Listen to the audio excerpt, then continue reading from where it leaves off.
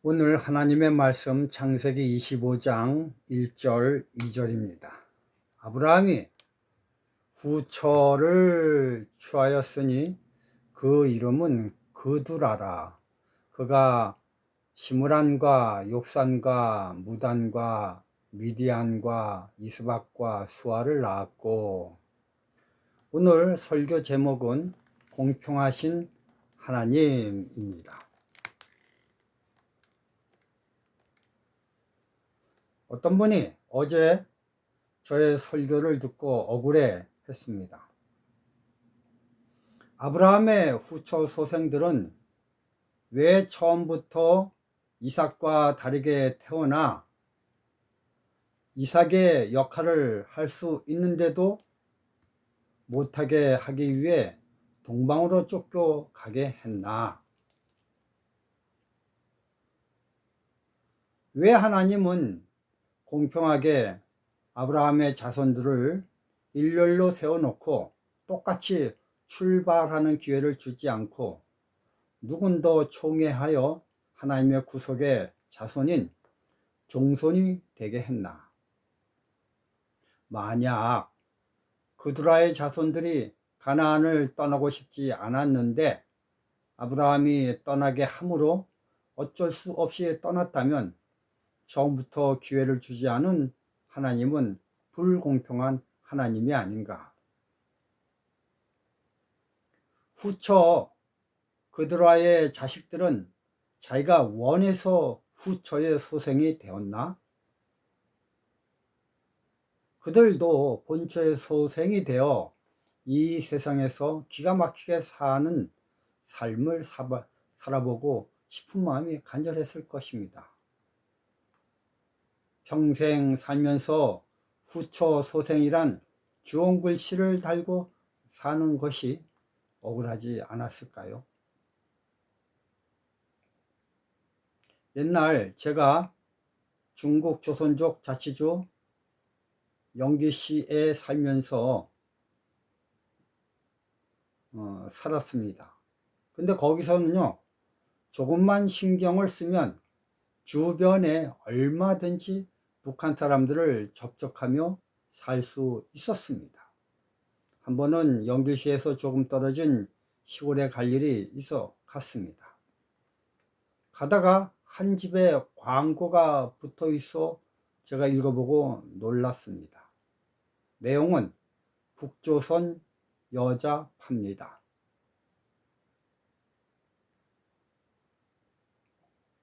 일을 마치고 집에 와서 쉴 때 저는 계속해서 그 광고문이 떠올랐습니다. 누군 자기가 원해서 남한에 태어나 호강을 하고 누군 자기가 원해서 북한에 태어나 인신매매 당하고 있습니까? 아닙니다. 절대 자기가 원해서 태어난 것이 아닙니다. 태어나 보니 그런 환경이 앞에 있는 것입니다. 중국에 있을 때 우리 집에 몇몇 유학생들이 있었습니다. 한국 유학생들이죠. 그런데 그들은 식사 때마다 밥도 반찬도 국도 남깁니다. 아까운 줄 모릅니다. 그런데 연결해서 한두 시간 가면 북한인데 그곳에 사는 아이들은 시장판에서 꽃제비로 사는 아이들이 수두룩합니다. 남한 아이들이 남겨버리는 밥은 북한 꽃제비 아이들이 그토록 평생 소망하는 이 밥, 쌀밥입니다. 아브라함에게 태어났지만 아브라함에 의해 동방으로 향하는 후처 구드라의 자식들은 또 다른 아브라함의 아들 이삭을 어떻게 생각을 했을까요? 저 형은 본처에서 태어났기 때문에 아버지 아브라함의 극진한 사랑을 받아, 이렇게 생각할 수도 있을 것입니다. 5절을 보면요, 아브라함이 이삭에게 자기 모든 소유를 주었고, 그리고 그들아 자식들에게는요, 자기 서자들에게도 재물을 주어 자기 생전에 그들로 자기 아들 이삭을 떠나 동방곳 동국으로 가게 하였더라. 6절입니다. 여기서 잘 보면요, 이삭에게는 모든 소유를 주었고 서자들에게는 재물을 주었다라고 나와 있습니다. 여러분, 그 모든이라는 그 모든 속에는요, 금, 은, 보화는 물론이고 영적 자산권과 호적에 올라가는 장자권, 그리고 또 다른 세상 권세의 무형의 힘도, 그리고 많은 부동산도 포함되어 있습니다. 그러나 서자들에게는 오직 하나, 재물인 은과 금만 주었습니다. 이처럼 하나님 안에서도 차별이 있습니다. 똑같은 하나님 자녀인데 차별을 두시니 하나님 너무하십니다, 억울합니다 라고 울부짖나요? 똑같은 아브라함의 자손인데 차별을 두시니 억울합니다, 인생 살 맛이 없습니다 라고 외치나요?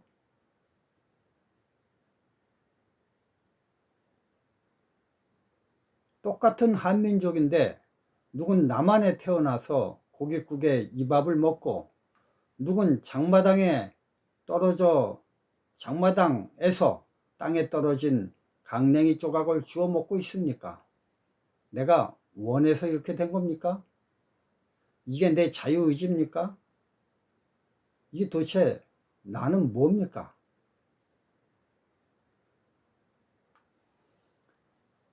저는 학창시절 서울중앙교회에서 신앙을 했습니다. 사대문 안에 있는 유일한 교회죠. 그런데 교회를 다녀도 잘 선택하면서 교회를 다녀야겠다라는 생각이 들었어요. 왜냐면요, 제가 다녔던 서울중앙교회 학생들은요, 내 수준으로 볼 때는 모두 다 천재들 수준이었어요. 나중 고등학교 졸업한 후에 저는 시험에 떨어져 대학도 못 가는 주제로 있을 때 나와 함께 있던 학생들은 거의 다 서울대 배지를 달고 다녔습니다. 도무지 주눅이 들어 머리를 들 수가 없었습니다. 외톨이였습니다.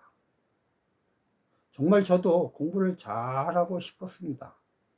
그런데 전 아무리 노력해도 그들의 발뒤꿈치도 못 따라갔습니다. 여러분, 내가 이런 둔치로 태어나고 싶어 태어났습니까? 아닙니다. 태어나 보니 이런 둔치였습니다. 아무리 소리쳐 하나님께 외쳐도 응답이 없는 메아리입니다. 제가 강원도 평창 지구에 있는 대화교회에서 목회할 때였습니다.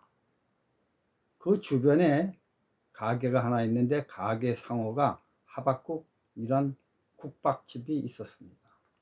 된장국, 참치국, 미역국 등 하여간 국만 파는 가게였는데 상호 이름이 하박국이었습니다.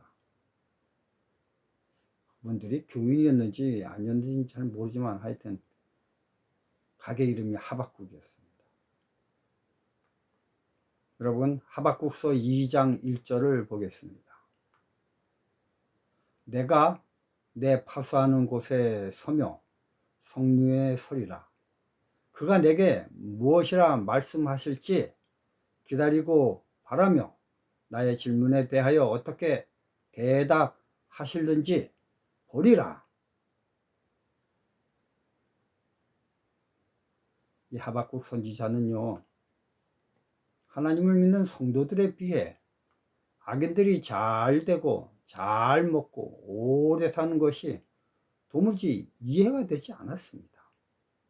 하박국도 이 상황이 너무나 억울했습니다. 그래서 그는 성문에 올라 하나님께 큰 소리로 억울해서 따져 물었던 것입니다. 내게 무엇이라 말씀하실는지 기다리고 바라보며 나의 질문에 대하여 어떻게 대답하실는지 보리라. 저는요, 이거를 보면서 하박국이 하나님께 향한 얼굴을 붉히며 화난 모습이 눈에 선합니다. 그러한 하박국이 하박국서 2장 20절에 오직 여호와는 그 성전에 계시니 온 천하는 그 앞에서 잠잠할지니라. 여러분, 하박국은 세상 잣대로 자기 생각을 재었을 땐 모든 것들이 풀 수 없는 불평등이었는데요, 그가 성소 즉 하나님의 잣대로 재어보니 모든 의문이 한순간에 다 풀려 그가 말하길 온 천하는 그 앞에서 잠잠할지라고 하였습니다. 그의 마지막 간증의 말이 이렇습니다. 하박국서 3장 17절 18절. 비록 무화과 나무가 무성치 못하며 포도나무에 열매가 없으며 감람나무에 소출이 없으며 밭에 식물이 없으며 우리의 양이 없으며 외양간에 소가 없을지라도 나는 여호와를 인하여 즐거워하며 나의 구원의 하나님을 인하여 기뻐하는 사람이 되었다. 여러분, 그렇다면 성소 안에 뭐가 있길래 불만투성인 하박국이 기뻐하는 사람이 되었나요? 성소 안을 보겠습니다. 마태복음 25장 15절입니다.